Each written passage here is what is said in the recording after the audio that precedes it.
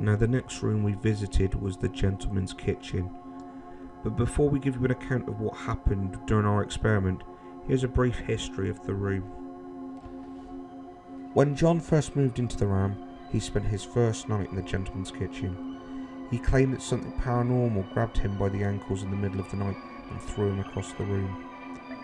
When the ram came to be exorcised, the priest whom came to conduct the exorcism turned to John and said he wasn't surprised that John was getting rough nights. He said that the area was surrounded by death and suffering. This had led to the discovery that the gentleman's kitchen was built over an ancient pagan burial ground. Bones of a mother and child were dug up during renovations John was undertaking. Since John's dark discovery, they have left the house alone in much of its original state as possible. Among their bodies were broken daggers, which indicated that they may have been used during ritual sacrifices, and those bodies found were the victims. Another spirit that has been seen lurking in the gentleman's kitchen is the lady in blue. It is believed that her name was Elizabeth, and it is said that her presence is felt near the fireplace.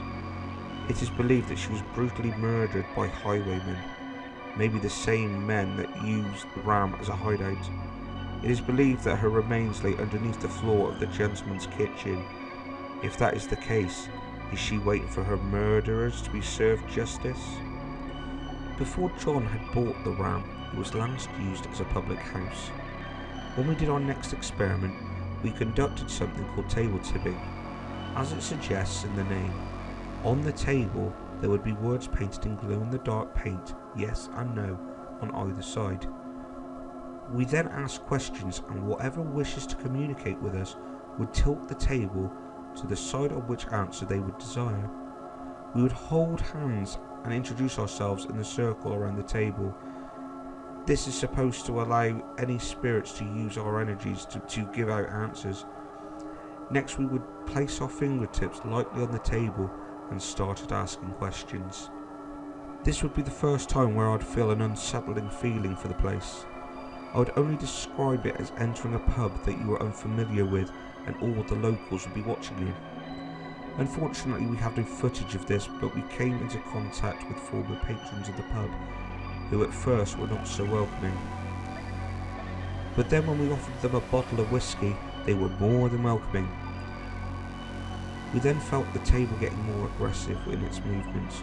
We didn't know whether something dark or evil was trying to scare us off, but I noticed the room was getting much darker and the table movements were getting more erratic. The table was starting to get slower as we came to the conclusion, if it was a spirit, it would have been an unwelcoming patron who doesn't like strangers entering his local. During the experiment, the table would tip almost to the floor, close to Livy and Jen's ankles. After the experiment, we examined the table only to realise that unless you had a firm grip on the table, it would be impossible to move that table with just your fingertips. Was it a collective energy that helped us move the table, or were spirits trying to communicate with us?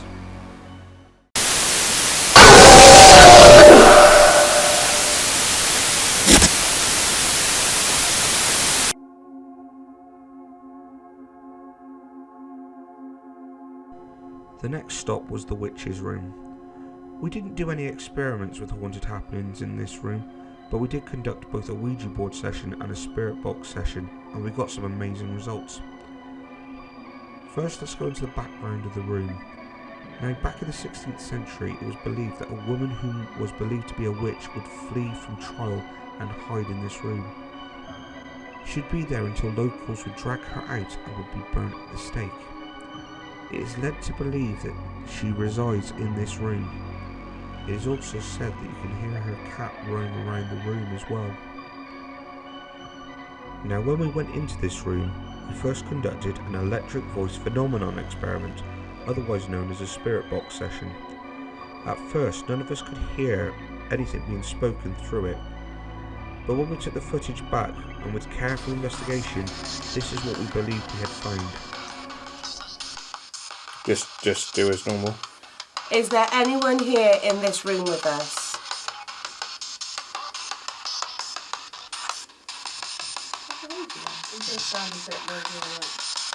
We turn that down. That should stop all the feed coming through. I just heard a voice then. Yeah. Can you talk to us again? Can you be a bit clearer?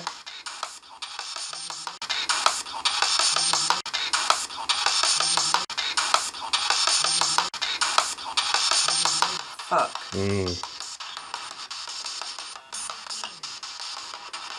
Do you not like us in this room?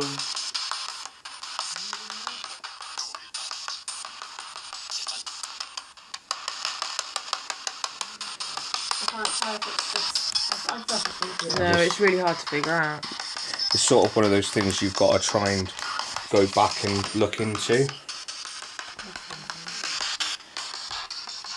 Can you tell me your name, please?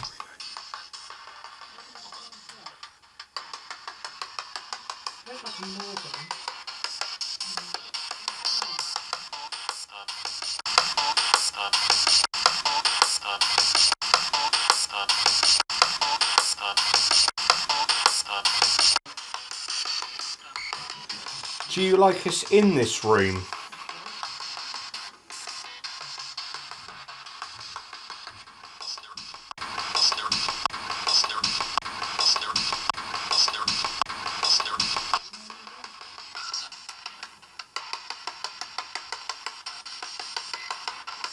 And I've got a question. Can you tell us your name?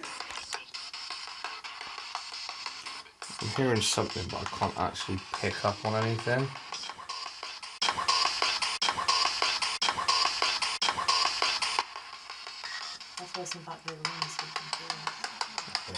I'm going to stop that. This is solely based on interpretation, as EVPs use radio waves. It is thought that you pick up phrases from spirits on a lower frequency. Unless you can hear it loud enough, you may not discover anything until after you review your evidence. Like many of these methods of investigation, it does come with skepticism, but what do you guys think? Were they phrases, or was it just misinterpretation? Another thing we did in the witch's room was a Ouija board session. This is where it got very unusual. Yeah, I just remember going in and sitting at this table with you, Claire, and Jenny and Chris. And I just remember everyone so in love with this like glass Ouija board on the table, really circular. Pretty. It was gorgeous, gorgeous thing. And everyone was touching it. Everyone wanted to go. Everyone wanted to use it. And I just sat there and I was like, I'm not like. You felt I sick, felt sick being sat in that room. Absolutely horrible. And I got to a point where everyone was like, we're going to do it, we're going to do it. And I was like, I can't be in this room. Yeah. I can't be in this room when you do it. I'm like, I feel sick. I was sat one side with Liv. Liv got really freaked out and she went and sat on the other side of the table. All I wanted to do was touch the Ouija board. Just couldn't leave it alone. Constantly had to draw my hand onto it all of the time. But when you were sat the other side, you had no desire whatsoever. And if you sat in the other seat, you just seemed to get a really bad vibe and just wanted to leave. So much so that Liv completely left and went into another room. She really freaked out. She didn't like it at all. We have just finished the spirit box during the witch's room. At the time we didn't think we picked anything up, but then after investigating afterwards, we thought we'd picked up some phrases, but that's all speculation at the end of the day, because you're quite sceptical on the spirit boxes. I'm very sceptical on that, and of Ouija boards as well. But the witch's room did have something else about it, didn't it? Really? Yeah, so it started off, Livy was just getting really freaked out by it, weren't she? Heidi and Nick had just left the room and went into the bishop's room, I believe. Livy was just getting freaked out by something, and it was the glass Ouija board that was on that table. She just was feeling anxious. She was really freaked out by something, and she had to leave the room. Jen was sat one side. She was rather chilled out, and then whoever was sat next to her was just sort of drawn to the Ouija board. It's almost like you had to touch the Ouija board. Yeah, You yeah. couldn't get your hands off it. And we actually tested that theory because we all swapped chairs. And I sat in the chair, and you noticed I kept touching the Ouija board, and I didn't even realise I was doing it. Yeah. You kept touching it, and I didn't know whether that was just a lapse where you were just getting really tired and all that, but anyone who sat in that chair was just touching the Ouija board and was just getting really drawn by it. Whoever sat on the other side of the table was getting really paranoid about something, and then the other person that was sat next to the one who was obsessed with touching the Ouija board was actually pretty calm. I mean, even for myself, I was struggling not to touch the Ouija board when I was on that chair, but knowing that it was what it was doing, it was sort of a resistance to it. Yeah, she left the room. She didn't like it at all, completely freaked out. Claire came in. She sat the one side of the table and also had exactly the same, didn't like it, sat the other side and immediately touched the board. So we all swapped round seats again, and no matter what seat you sit in, is how you all react differently to the board. Very, very, very strange. But then we did get a planchette, didn't we? And we then started doing our own Ouija board session. So this one wasn't even organised with Haunted Happenings. It was just our own thing. They gave us the planchette. We sat down around it, and then that started to move around as well. That sort of stuff very indefinite though. It wasn't a message of any sort in that room. It sort of felt like there was, if there was spirits in that room, it felt like there was an argument on who was going to talk, because we felt that it was from what we could gather from the messages we got out of that room, it was as if it was like slaves that were once in that room, and they were trying to sort of argue on who's going to be talking to us, because we had numbers like 7 or 8, and then it was either going to yes or no. It was never a complete answer. There was no real definite answers there, but something was going on with that Ouija board. Yeah.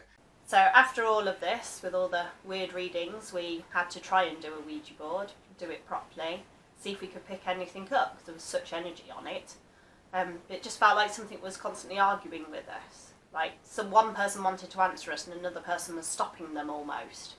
It was a constant battle, and we got little tiny bits, and the spirit box was picking up a few odd words as well at this point. Not that we realised at the time, we discovered that later. But yes, it just didn't flow, it didn't work as such. But I think we were all very tired by that point as well, which didn't help. So definitely need to go back and try that again. Another thing where the Ouija board, that same Ouija board, I went to the open day, I think it was back in August.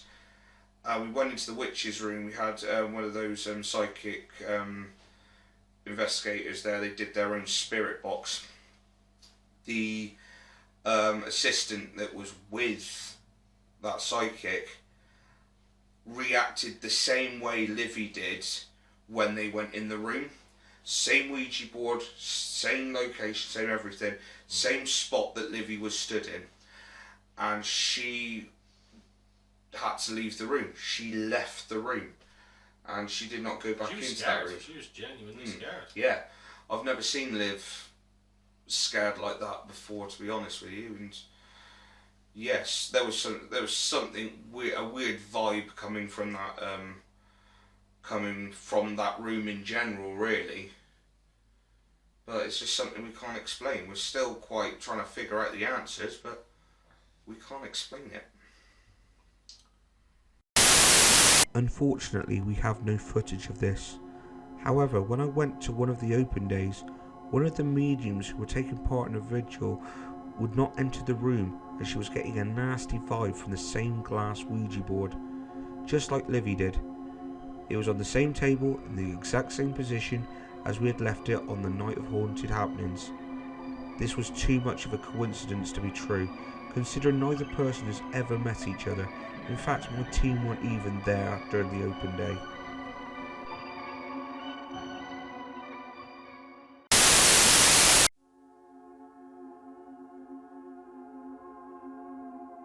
We finally get into the bishop's room.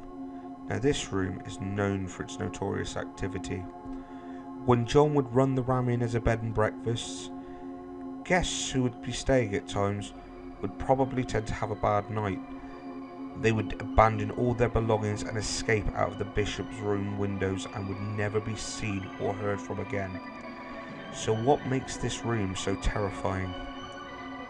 The bishop's room is alleged to have many ghosts inhabiting this room, from a cavalier in the corner of the room to a monk or a bishop walking through the walls. Disembodied screams of children have plagued the room, as well as the room locking itself shut if someone leaves the room, as well as violently slamming of the door when no one is even near or in the room. It has resulted in John having to knock on the door of the room and asking permission to enter. He would then symbolise a cross with his fingers as he entered the room. It is a tradition that is continued to this day because of the hostile atmosphere that the bishop room possesses.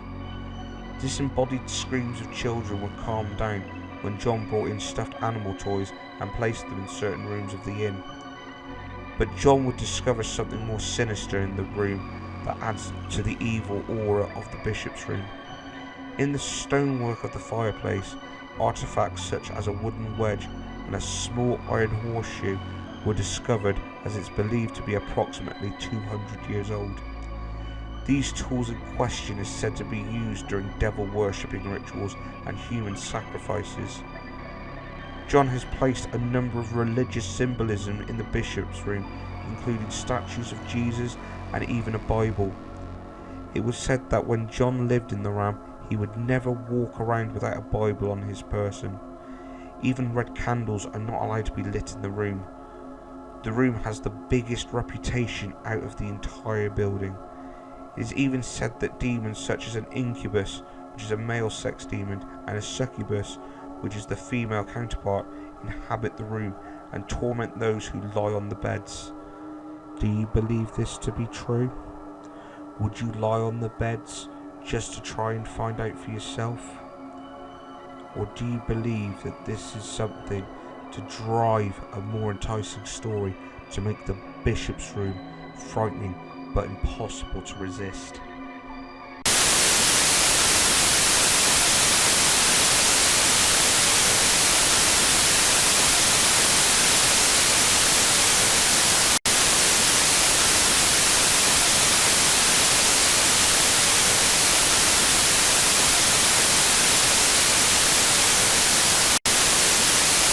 So that's when I went off to the bishop's room. You found me and Heidi. And then you two, that's when you two came in and I went off and sat in there on my own for about half an hour while you guys did See, that. because I found that strange. Because when you came out of that room and you're like, Mum, I did not like that room. I don't like that room in there. It makes me feel weird. It makes me feel sick.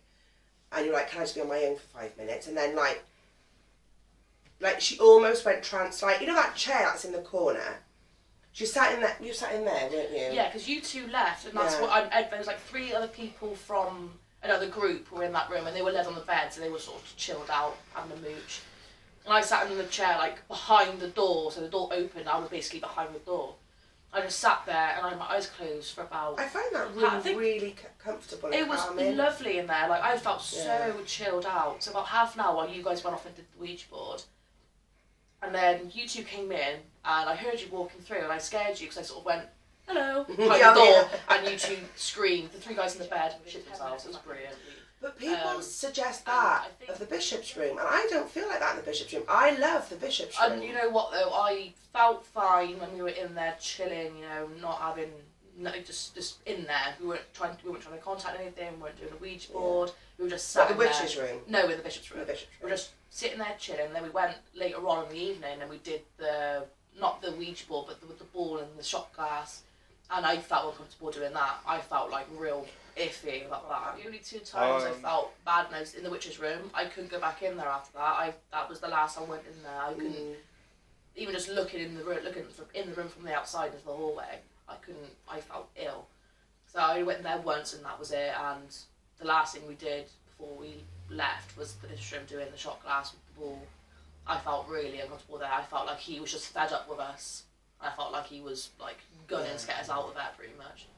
You're doing my head in. Yeah, it just felt like, and it was really strange because before, when I was just sat in there by myself in that chair, with my eyes closed, just chilling, I felt so relaxed. Like I felt like I slept for just like 4 hours. Like I remember coming back in and like those, like her and Heidi walking in, and me just going, so refreshed. whoa! I feel like I can go on for the rest of the night now. I was like, okay. I feel alright. I literally like I was in a trance. Right. Like I mentioned, I think Olivia's gone somewhere. Yeah. Because she's been gone 20 minutes, but she's come back looking so refreshed, and she's even said, feels like I just slept for about 6 hours. And that's when they came in, I sort of went, I'm going to try something. I got into one of the beds, and I just slept in the bed for a minute.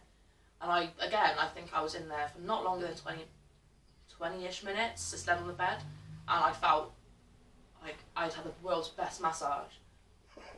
Seriously, I came out feeling so like, you know, so relaxed. After the witch's room, it was like so what I need. I was so chilled. I wasn't worried. It was like the yin to the yang. I wasn't feeling sick. She had all of her energy sapped from this room, but in this room she kind of had it replenished. It sounds really like she cheesy. Came out of the witch's room super like clenched, and I don't like in there. It's making me feel sick. And I'm gonna go sit down for 5 minutes, and then she came out of that room like, that's better. It sounds really cheesy, but it's true. I did feel like I had just like lost like so much of my like. I got really tired. I was like, I could go to sleep for fucking days. Walked in there, come out. I guess how long was it? Half hour, 20 minutes. Yeah. Like, so chilled. Because me and Heidi went to go and try it. I was like, maybe give us these bags under our eyes. And I went ran in the room. And that's when I sort of had a walk around, and I sort of went downstairs into the bar. I went outside and had a look around out there, and I was just like, I could literally carry on now for the rest of the night. And she did. Even after we left, I got home. I didn't sleep until about 8 o'clock in the morning. She was still up. I was literally just yeah, pinged, wide awake. It was the weirdest thing that ever happened to me, honestly. Yeah. But then she slept for about 24 hours after that. It sounds so like fake and phony, and like I'm just like saying it just to take, just to make it sound like this, but it's not. It's true. Honestly, I couldn't sleep, not because I was scared, because I generally didn't feel like I needed to.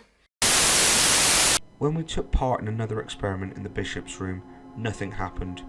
We put a glass upside down, and inside the glass would be a cat ball, and that would light up if anything would touch it or make it move. Paranoia drove a couple of us into thinking that the bishop was just judging us and felt we were unworthy of him, but in actual fact no activity took place in that room. We used a tool on our phones called GhostTube, which was developed by a fellow YouTuber, Amy's Crypt, which you can download for free on Google Play. It is designed so it can act pretty much like a REM pod, electromagnetic detector, an EVP recorder and a ghost dictionary, which tries to interpret a range of phrases from the app's database based on the magnetic readings.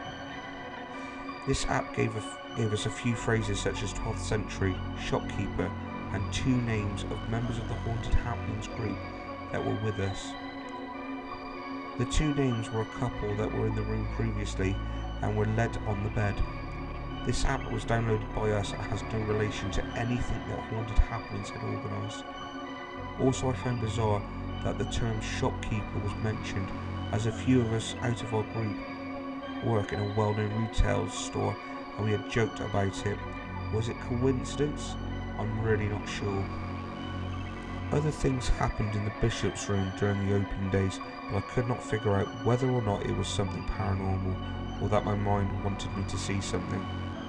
But what I believe I saw was a small foggy patch above someone's head, and I thought I saw a face in the fog, but I cannot guarantee it was something I genuinely saw or my mind playing tricks on me, just hoping to see something happen. The same again with my camera. I took it with me. Someone was doing a spirit box during the open day and I tried switching off my camera. It kept switching back on and I didn't realise this until probably a 3rd time, and I decided it when I looked at it and thought it was really odd. I just thought it was the camera messing about, but it hasn't happened since. One other thing I wasn't sure of was during the same spirit box I could feel cold breath circulating the room. This was a nice sunny summer's day in August, and I found it hard to believe that it would be a draft. People too around me could also feel something cold going around them, literally just after I'd felt something. But I still cannot fathom whether or not it was just me wanting something to happen, or something that was actually happening.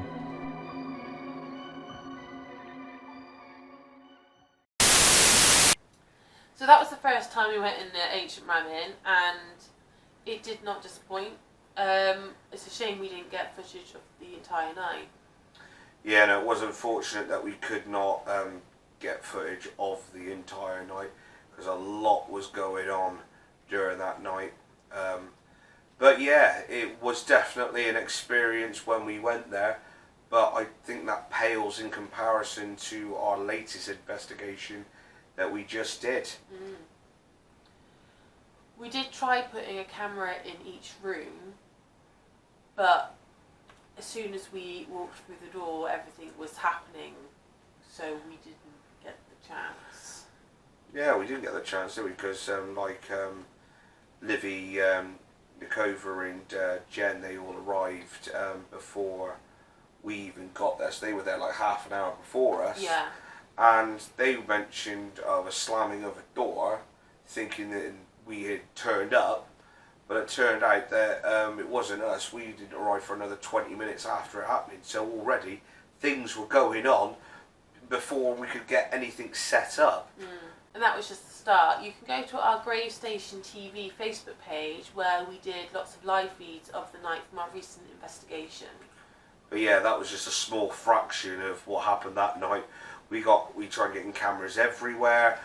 We picked up a lot of stuff that not even the live feed had showed you. So yeah, it certainly wasn't a night that did not disappoint.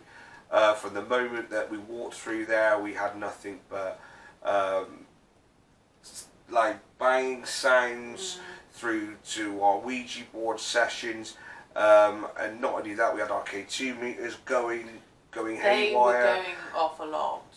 And heck, we even found disembodied voices on 3 of our cameras all simultaneously that really send chills down your spine. So I tell you what, guys, I would not miss out on this next episode. But until then, so long. Bye.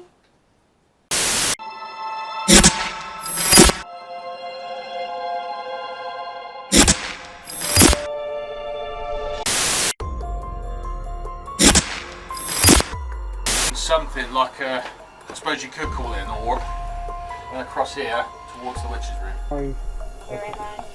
Ooh, fuck. A lot of educated women, like be it nurses, midwives, scholars, teachers, men just got totally afraid of the fact that they were like educating themselves and could read and write. A lot of men couldn't read and write, but they got afraid of them. What do you do if you're afraid of something? You destroy it. You light up the ball again, Sam. Is this you lighting up putting these pretty lights on? Can you spell one of our names?